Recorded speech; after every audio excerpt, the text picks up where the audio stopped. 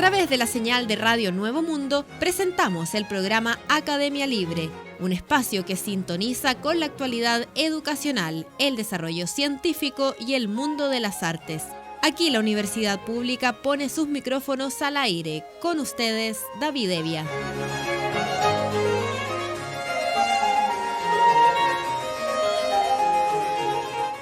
Vaya nuestro saludo a todos los auditores de Radio Nuevo Mundo que a esta hora sintonizan la emisión de Academia Libre, donde la educación, las ciencias y las artes confluyen para hacer de la creación de conocimiento un espacio público.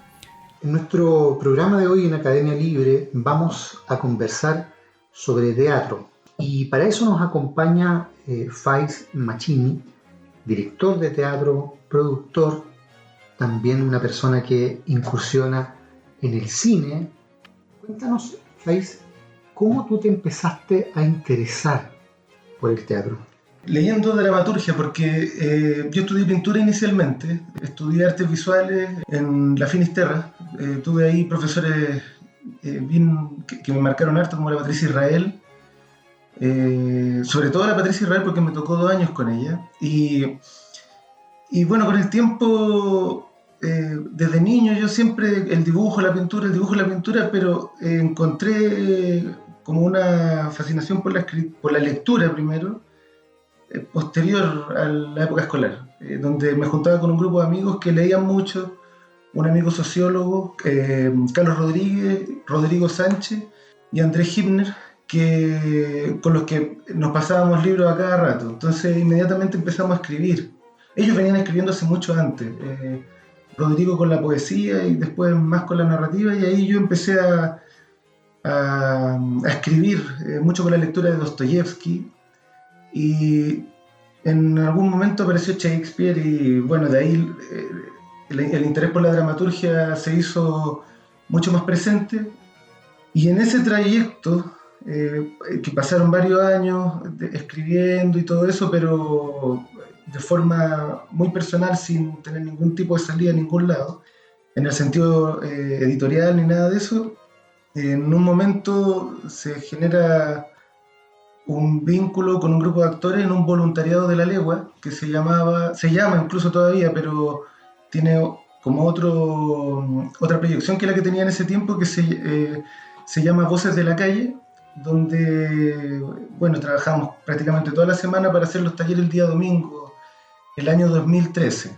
Y en ese momento yo ya venía escribiendo harto, tenía una novela que todavía no daba luz, y harto texto de dramaturgia, y yo no veía cómo sacarlo en ningún momento porque tampoco tenía ningún vínculo con la gente de teatro, y de repente me encuentro con un amigo, Felipe Gamboa, que es fotógrafo, siempre con él yo lo conozco de la época de la universidad, y le digo, después de una exposición de pintura, ya me barría la pelota con los vinitos de la exposición, y le digo, claro, bueno, tú eres fotógrafo, yo tengo un grupo de amigos que son actores y tengo un texto que me puede servir como guión, y hagamos una película.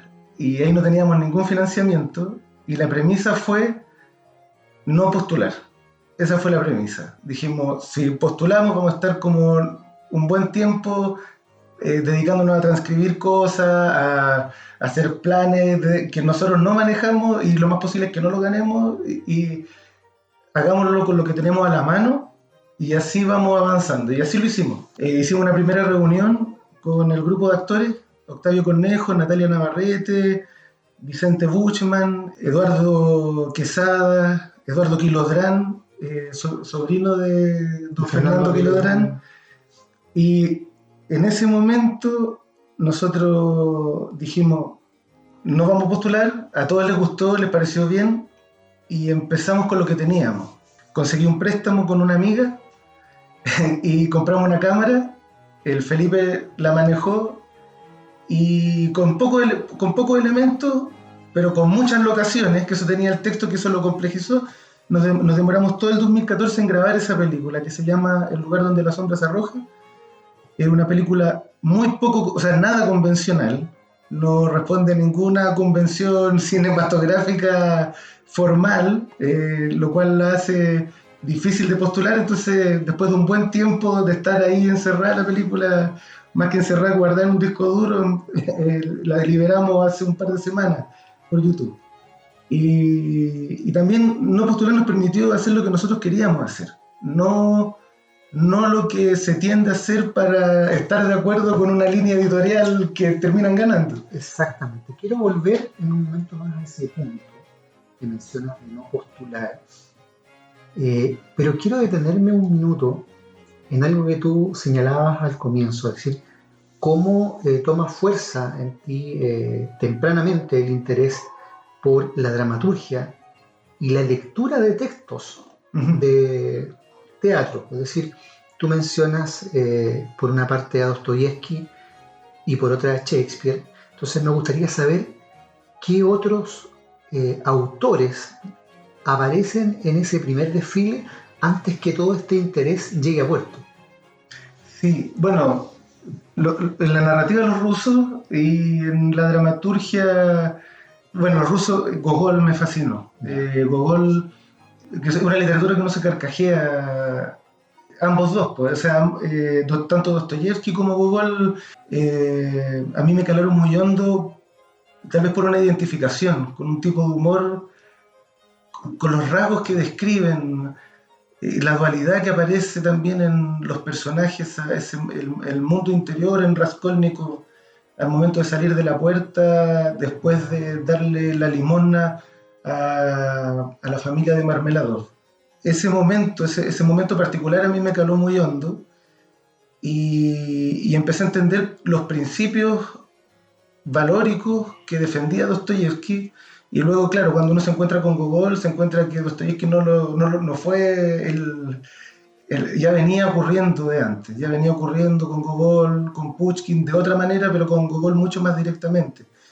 Y bueno, Las almas muertas a mí me volvió loco. Después Mikhail Bulgakov posteriormente.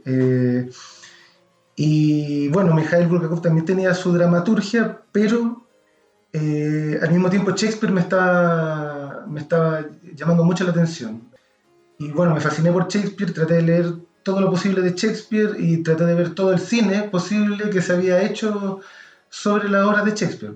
Y ahí vi lo de Kurosawa, lo de Peter Brook. Es una mezcla bien interesante la que mencionas tú. Es decir, por una parte la tradición rusa, sí, casi cosaca de Gogol en adelante, y la de Shakespeare, que va en varios de sus textos clásicos, como Ricardo III, intercalando versificación. Sí. O sea, hay en ti también un gusto por la literatura, incluso más allá de lo que es literatura del teatro mismo, ¿verdad? Sí, yo creo que, bueno, de partida la tragedia me fascinaba. El no retorno. Siempre, anterior a todas estas lecturas, recuerdo que me marcó mucho Ajax, de Sófocles. Ajá. Recuerdo haber leído la locura del personaje sosteniendo de la pierna a un ganado, a un animal muerto, después de haber creído que era Ulises. Y después el lamento frente a lo que no puede retornar, lo que no se puede deshacer, que dice Shakespeare. Lo que se hace no se puede deshacer. Tiene un verso que en inglés yo creo que tiene más efecto, pero ese dilema me caló muy hondo. Después adquirí, y también me gustaba también mucho el cine por el elemento estético que tiene el cine. Al venir de la pintura, me llamaban mucho la atención ciertos cineastas. Me llamaba mucho la atención Kieslowski, por el elemento plástico, Bergman, Woody Allen al principio. Después, cuando empecé a ver bien a Bergman, Woody Allen ya no me gustaba tanto, porque uno empieza a ver que Bergman realmente va mucho más adentro en un problema humano y filosófico. Kurosawa me fascinó desde el momento en que lo vi. Y cuando empecé a ver cine, empecé a ver, Herzog, Tarkovsky, y de repente, al pegarme el salto a los 90, en los referentes cinematográficos me encontré con algo que me devolvió ese gusto por la tragedia, que era, y no tanto tal vez lo existencial de otro cine más setentero, que era Kim Ki-duk y El de Underground, el de Gato Negro, Gato Blanco, Kusturica. ¿Sí? Kusturica. Y ahí, claro, también me encontré con esa noción, en Tiempos de Gitano, en Underground también. El tratamiento de la tragedia y del proceso histórico también. El trauma de lo que le pasa a la memoria de un país también, a través de las guerras, a través de la brutalidad y del ser humano. Entonces tenía muchas ideas para escribir y me daba cuenta que en esos primeros ejercicios literarios de estar tipeando, me daba cuenta que muchas de las imágenes que me generaban sentido no las encontraba en una solución en la narrativa. Entonces empecé a dividir algunas cosas y empecé a quedarme con las imágenes que me hacían mucho más sentido con una solución en dramaturgia para un montaje más que en la posibilidad de lo narrativo. Y eso me daba cuenta que tenía mucha relación en mí, en lo que me pasaba a mí, en mi proceso, más que con algo de un género literario, con la necesidad del grotesco. Entonces empecé a adquirir un interés por la sátira también, con esa polaridad entre lo grotesco y lo absurdo, como componentes de la sátira. Y claro, y ahí empecé a experimentar con dramaturgia, pero sin la posibilidad de llevarlo a cabo. Y ahí ocurrió que conocí a la Marcela Schulz, haciendo esa película que se llama El lugar donde la sombra se arroja. Conocí a la Marcela Schulz y tuvimos muy buen diálogo desde el primer momento. Y a ella le gustó mucho no solamente la temática del guión, que en un inicio mucha gente que lo leía decía esto no va a funcionar, porque lógica de mercado al final. Y por eso, y esa es una de las razones por la cual no postulamos. Y a la Marcela le pasó lo contrario, le gustó, y después cuando vio la estética que le puso el Felipe también, Felipe Gamboa, en el sentido de iluminación, que no tenía nada que ver con una iluminación de cine convencional, sino que era mucho más teatral, a la Marcela le gustó más aún. Y bueno, nos pusimos a trabajar con la Marcela, y ahí voy a retomar un poquitito, el mismo año que estábamos grabando la película, desde cuando yo estudié pedagogía, el 2010, con Jaime Silva, Eduardo Quilodrán, venía la conversación de hacer un texto y llevarlo a una puesta en escena, y esa obra se llamó El Hipócrita. Y ahí nosotros pausamos a mitad de año, el 2014, montamos El Hipócrita en la SECH. Eduardo se consiguió, con ayuda de don Fernando Quilodrán, que nos presentaran y pudimos montar El Hipócrita en la SECH. Y el resto del 2014 terminamos la película y bueno, El Hipócrita se montó el 2017 y el 2018 también, en la SECH y en otros lugares, pero donde más nos gustaba era la SECH. Y ahí, con Marcela, que vio El Hipócrita y estaba presente, participaba en la película, ella me presentó un texto que se llama Eva, que es de la dirigente Eva Mardone, y lo montamos, lo estrenamos en Villa Grimaldi y luego en Sidarte, y luego tuvo un ruedo un poco más. En Sidarte tuvo temporada y después fuimos yendo a diferentes lugares, a Isla Negra, a la ex cárcel de Valparaíso y bueno, otros lugares más. Michoacán de los Guindos siempre nos acogió muy bien también.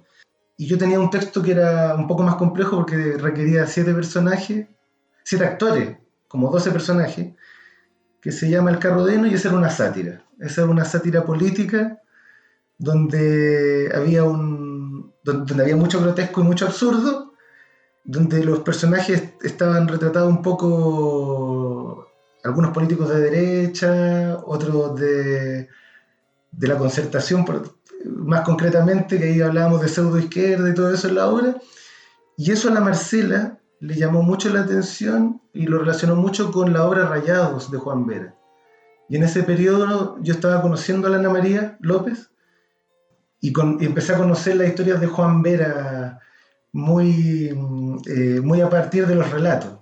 Y claro, por esa sátira post-dictadura de Juan Vera y esta sátira mucho tiempo después, que no se parecen, pero sí había una visión más o menos común, pues, de unos valores medio perdidos de esta democracia media piñufla. Claro, estaba empalmando cierto aspecto de la temática. Nema više sunca,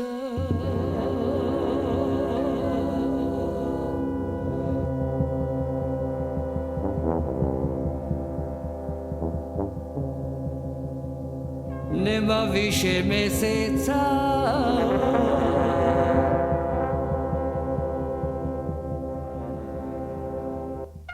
nema tebe, nema mene,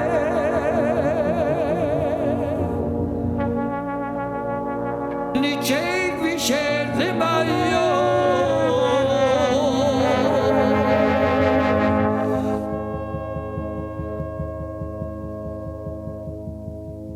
Pokrila nas ratna tama, pokrila nas tama joj. A ja se pitam, moja draga, šta će biti sa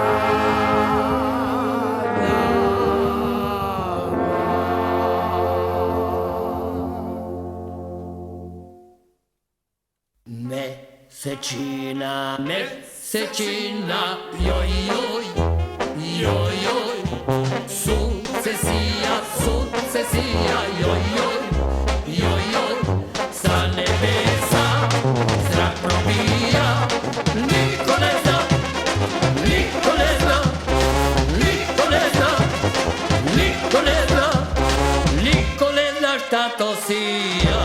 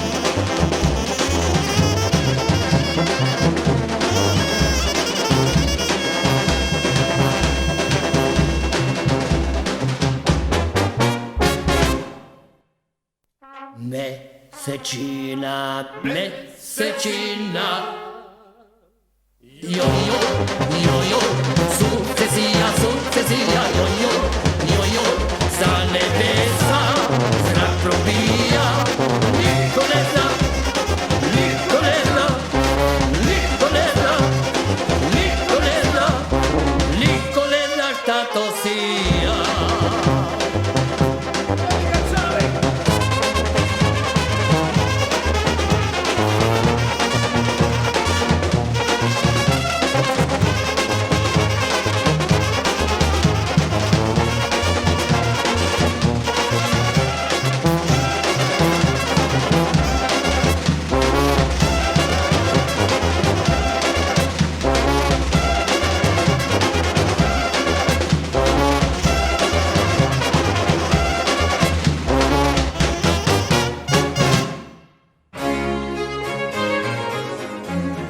Tú mencionaste en un momento a Kurosawa. Kurosawa decía que el hombre, cuando sueña, es un genio. ¿Te ha pasado en la preparación o en la idea de una obra de teatro que empieza a pesar lo onírico en los contenidos? Sí, sí, claro, sí. Sí, sí, bueno, en el Carro de Heno, por ejemplo, teníamos eso. El Carro de Heno tenía esa... Bueno, las dos, porque el Hipócrita la coescribí con Jaime Silva, que no era Jaime Silva el director, el maestro, sino que un amigo más de la generación mía. Es una obra es como un thriller psicológico. Entonces, lo que pasa en el mundo interior es muy fuerte, lo que verbaliza en estos monólogos extensos, muy oscuros también. Hay un mundo donde la ficción se confunde con la realidad, donde los ideales están puestos en una especie de fantasma, que tiene que ver con las propias perversiones de él, con los deseos ocultos, y ahí lo onírico es muy presente, más como delirio que como sueño. Y en el carro de Heno sí hay sueños literales. En el carro de Heno aparecen demonios que surgen de la imaginación en estos sueños de ciertos personajes. Visiones, hay un cura entre medio que se llama el padre Cándido, que sueña con un chancho que le va a pedir la confirmación. Entonces se soluciona con máscaras y con una iluminación muy particular. Y donde la música también es muy importante. La música en esa obra era muy importante para generar estado. También el sueño de este político concertacionista que predica una cosa y ve que el hijo es un neoliberal, por ejemplo, y un estúpido.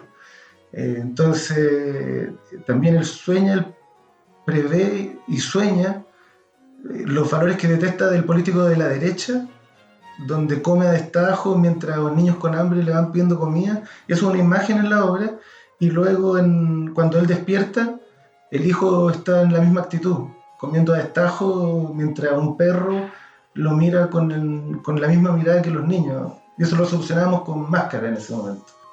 A propósito de puesta en escena, ¿cómo incide en tu trabajo de director, de guionista, de productor, el haber estudiado plástica?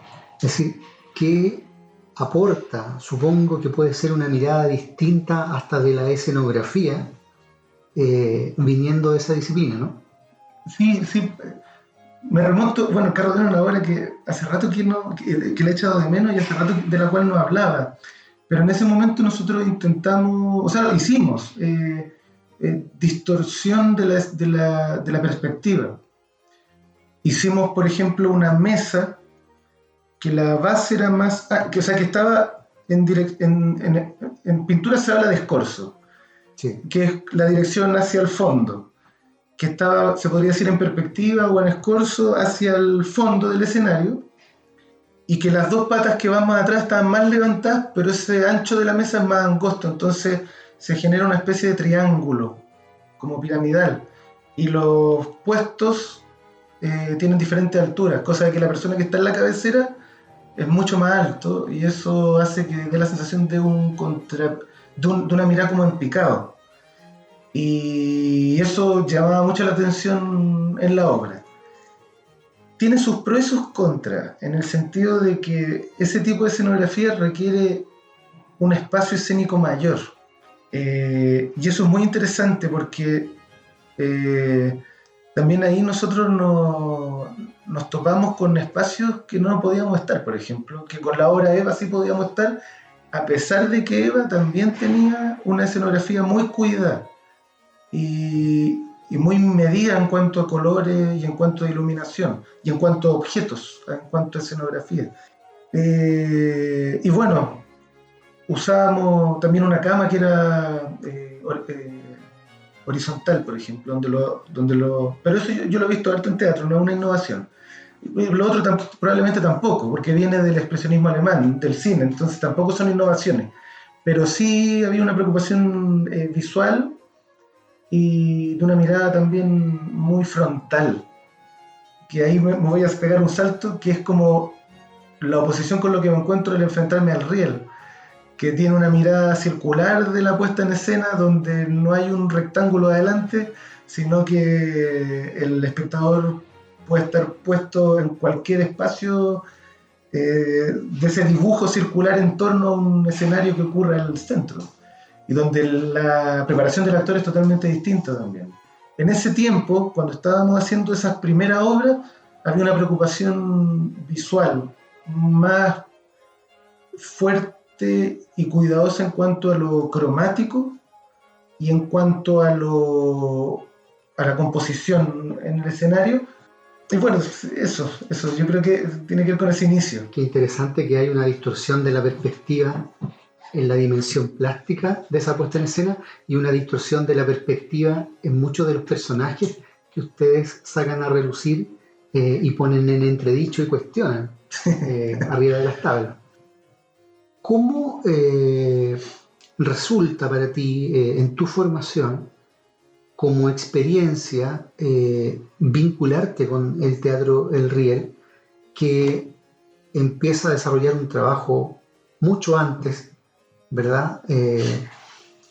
Y que denuncia una situación económica, política y social en Chile, en los crudos años de dictadura, cuando prácticamente nadie podía hablar de esas cosas.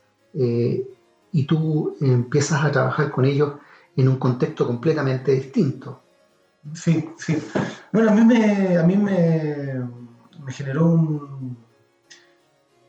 ¿cómo poder decirlo? Es como, al venir de la pintura, me encontraba que los códigos con el mundo del teatro eran muy distintos por muchas razones, tanto personales como de medio. El pintor es muy solitario, trabaja en un taller solo y su obra no en muchos casos, él primero termina la obra y luego, en muchos casos, no siempre ve la posibilidad de exhibirla. La dinámica que yo me pillaba en el teatro era muy distinta porque uno podía trabajar meses para una obra, incluso pasarse más allá de un año, y podía no tener espacio. Entonces había que preparar la posibilidad del espacio incluso antes de empezar a ensayar, lo cual también tiene que ver nuevamente con una lógica de mercado, pero era una polaridad que yo me encontré ahí mismo estando ahí, ensayando con estos compañeros. ¿Y qué pasó? Que empezamos con esta película que convocó a mucha gente quiso participar, y Jaime Silva, con el mismo con el que trabajé en El Hipócrita, con un grupo de músicos, Maximiliano Melo, Ronnie Ketlund, ¿cómo se llama? Sebastián Miranda, musicalizaron lo que era la película y luego musicalizaron separadamente las dos obras de teatro, Eva y el carro de Heno y El Hipócrita. Entonces estaba generando una especie de colectivo muy fuerte, donde estaban pasando cosas muy simultáneamente, pero todas muy underground. Porque las obras de teatro no se presentaron prácticamente nunca en espacios convencionales, excepto Eva, que estuvo en el Cidarte, y el resto en espacios bastante alternativos. Y la película, que era una cosa como un fenómeno rarísimo, porque involucraba a mucha gente y muchas locaciones sin financiamiento. Entonces se estaba empezando a generar un grupo. Y en este país es necesario igual el financiamiento, porque si no termina todo siendo demasiado sacrificio. De hecho, fue mucho sacrificio de cosas que llegaron a puerto, pero en algunos casos echamos de menos tener funciones o tener más espacio, y donde se va perdiendo la fuerza y se va perdiendo porque es natural, no porque sea no sea la culpa de personas, sino que porque es natural mantener un grupo humano por tanto tiempo haciendo actividades gratuitas e incluso perdiendo plata incluso. Y eso es lo que le pasa a mucha gente, yo me imagino. Y encontrarme con el Riel fue algo muy interesante, porque el Riel viene a mostrarme la colectividad, pero en base a una idea común. Y eso me pareció algo muy potente, porque el actor no es solamente alguien que interpreta y se desprende de una idea, en este caso política, sino que hay un compromiso colectivo, independientemente que la gente que ha pasado por el Riel, tal vez sobre 200 personas, desde el año 81 hasta la actualidad.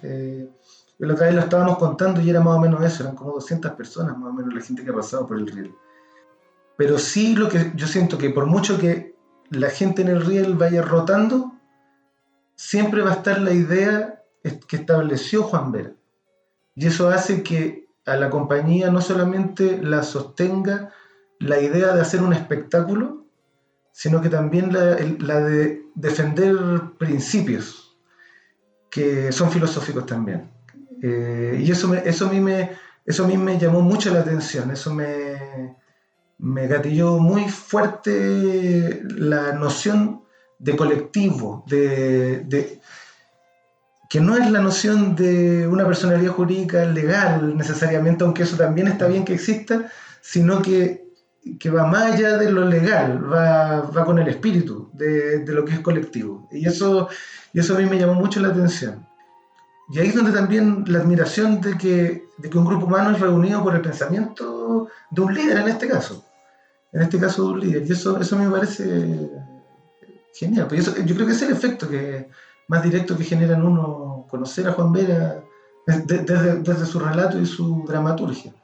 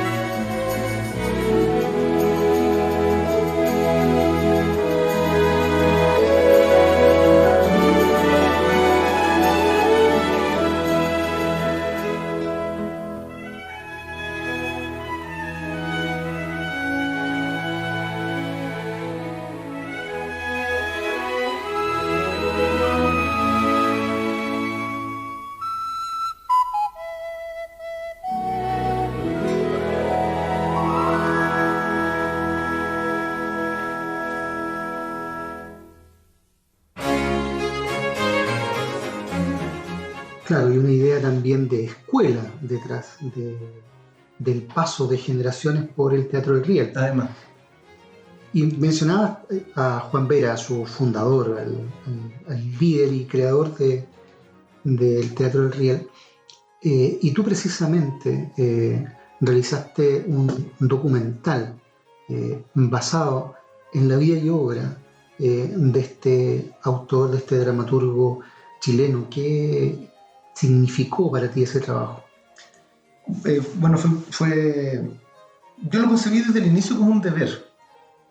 Aunque en esta sociedad capitalista como que el deber tiene un sentido distinto, material. ¿Por qué? Porque tanto por la experiencia de trabajar con Marcela Schulz, en esta obra Eva, como en una obra posterior que la tenemos vigente, que se llama Historia Amor Impune, que proviene de un texto de Juan Vera, y posteriormente conociendo a Ana María López, la fuerza que le pone en esta primera instancia Marcela trabajar incansablemente y tosudamente con la memoria, a mí me fue quedando muy fuerte. Yo venía tal vez lejos de ese camino, en el sentido de que me interesaba escribir y montar, llevar a cabo cosas de mi creación personal, y eso se fue perdiendo incluso. En algo que probablemente lo retome, y tal vez lo retome de otra manera, pero cuando uno se encuentra con una historia que no está completamente contada o que está en la memoria de sujetos que convivieron con esa historia, uno ve cómo se va generando el fenómeno del desconocimiento a los que vienen. Es que a mí me empezó a generar como una ansiedad de tener que relatarlo. Y para ese tiempo yo ya podía acceder a otra cámara, y muy autodidactamente la aprendí a usar en el uso, valga la redundancia. Con Rodrigo Sánchez y Teresa Ciudad empezamos a trabajar en la posibilidad de una editorial que se llama Mala Madre, y ahí eso estaba todo vinculado a esta idea de colectividad también. Y empezamos a publicar la obra de Juan Vera. Y esto paralelamente al hecho de hacer teatro, paralelamente al hecho de editar lo que estábamos haciendo en estas películas. Y publicamos la novela, primero la novela mía, luego la novela de Rodrigo, y luego empezamos con la dramaturgia con la novela de Juan Vera, con los 5000 delfines y un túnel, y con la dramaturgia de 3 obras iniciales, y empezamos a preguntarle a Ana María López en qué consistían esta obra y contextualizarla. Y yo me daba cuenta que estábamos frente a una biblioteca no viva, por el fondo. Estábamos frente a un relato que tenía un valor enorme, pero que no iba a salir del mismo lugar que ha estado siempre si no tomábamos una decisión radical. Entonces, había que hacer el trabajo no solamente de empezar a publicar, sino que de tomar la cámara y empezar a hacer el registro de la oralidad. Independientemente de que sea un trabajo audiovisual, para mí en ese momento era el registro de la oralidad. Y empezamos a entender algunas cosas, y esas historias me llevaron a empezar a entrevistar a otra gente. Entrevistamos a otras personas, y una persona me llevaba a otra, luego Ana María me daba otro número, Marcela me daba otro número, y así llamaba, iba. Esa fue mi forma de trabajo en el fondo.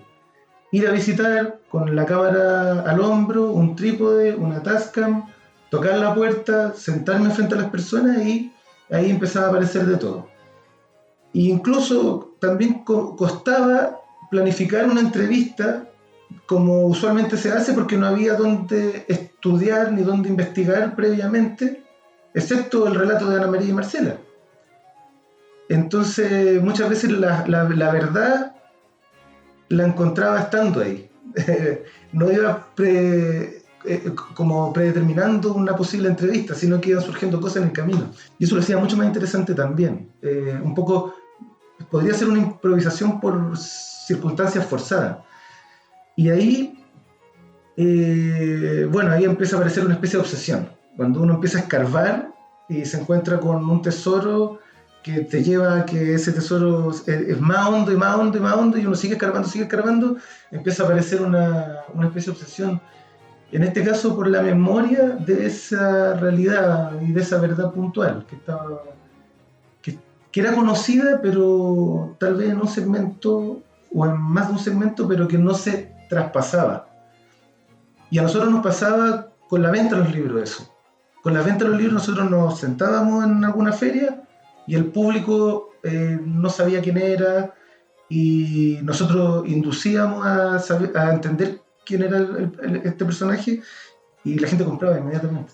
Ahí es donde voy a volver entonces al punto inicial, cuando tú decías que no postular les abrió puertas.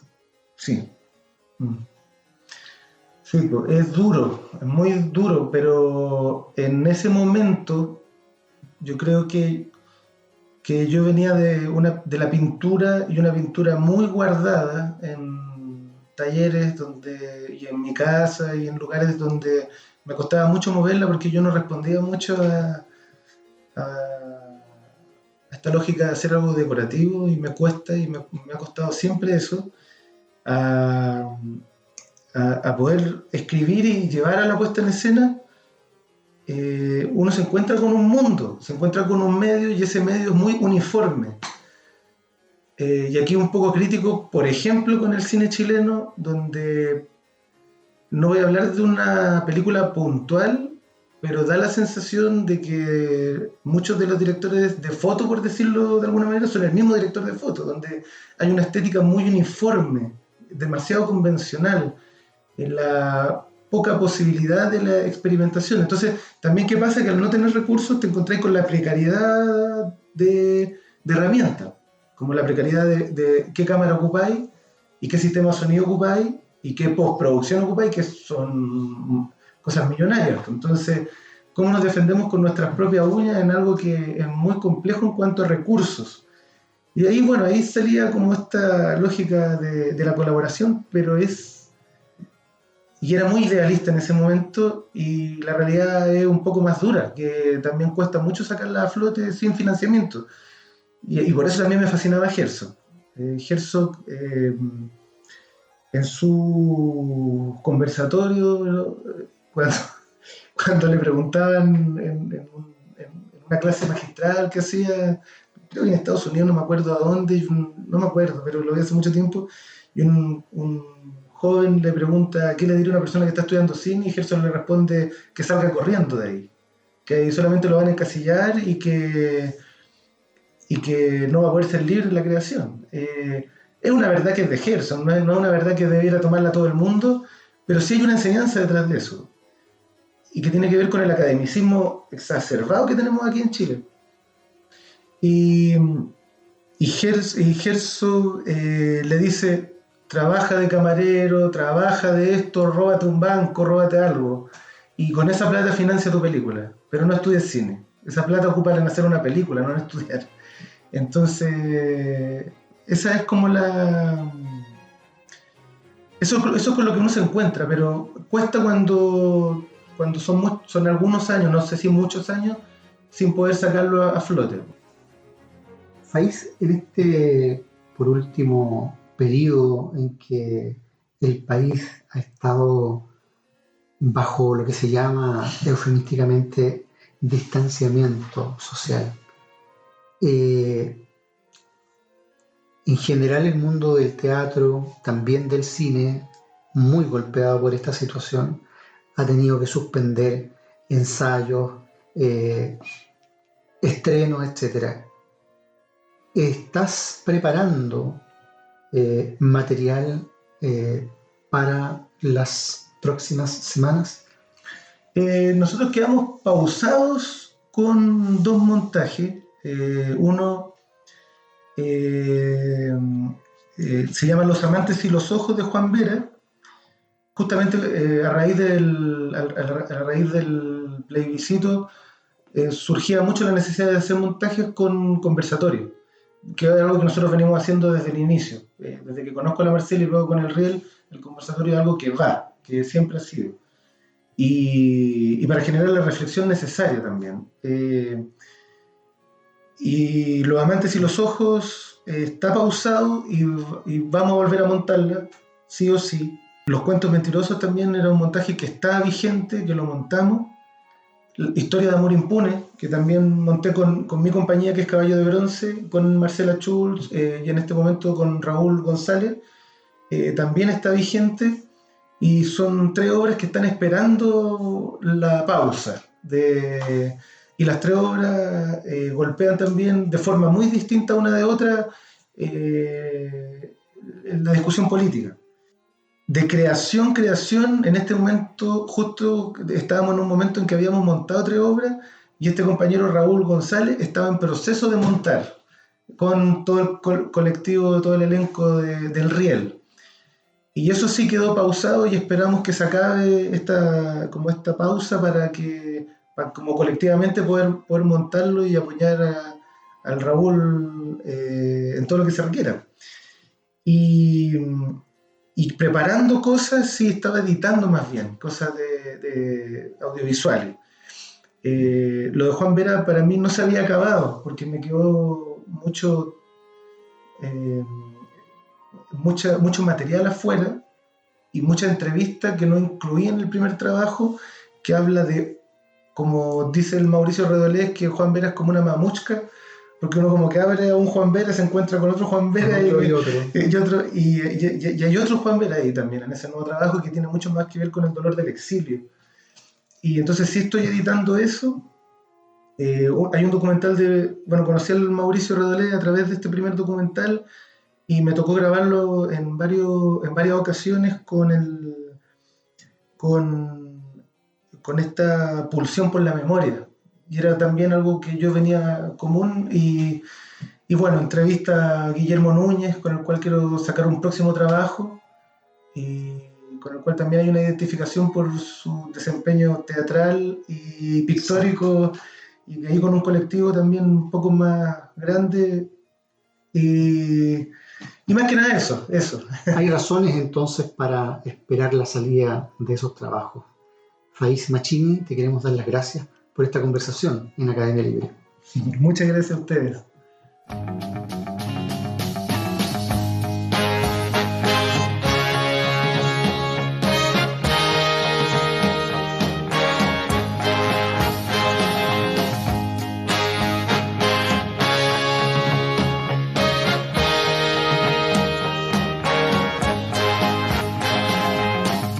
Te levantarás despacio poco antes de que den las 10 y te alisarás el pelo que con mis dedos deshilé y te abrocharás la falda y acariciarás mi espalda como una esta mañana y te irás sin un reproche, te perderé con la noche que llama a mi ventana y bajarás los peldaños de 2 en 2, de 3 en 3. Ellos te quieren en casa poco antes de que den las 10. Vete, se hace tarde, vete ya, vete ya.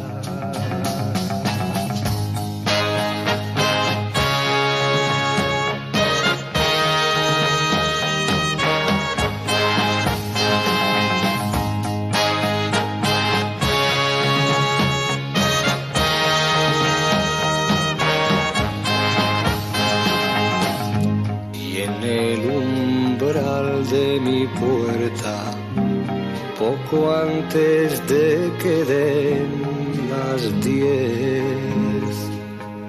borrarás la última huella que en tu cara olvidé y volverás la cabeza y me dirás con tristeza adiós desde la esquina y luego te irás corriendo, la noche te irá envolviendo en su oscura neblina. Tu madre abrirá la puerta, sonreirá y os besaréis. La niña duerme en casa y en un reloj darán las 10.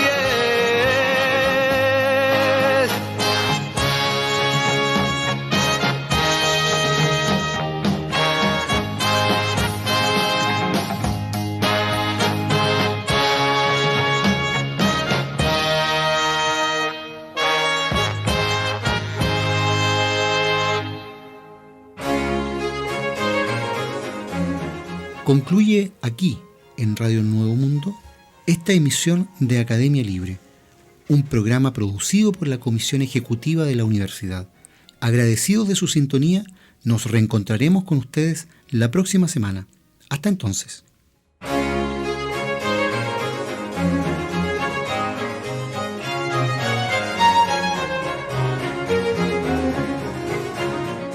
Concluye aquí este capítulo de Academia Libre, un programa que aporta miradas críticas a la construcción de la sociedad. Hasta una próxima oportunidad.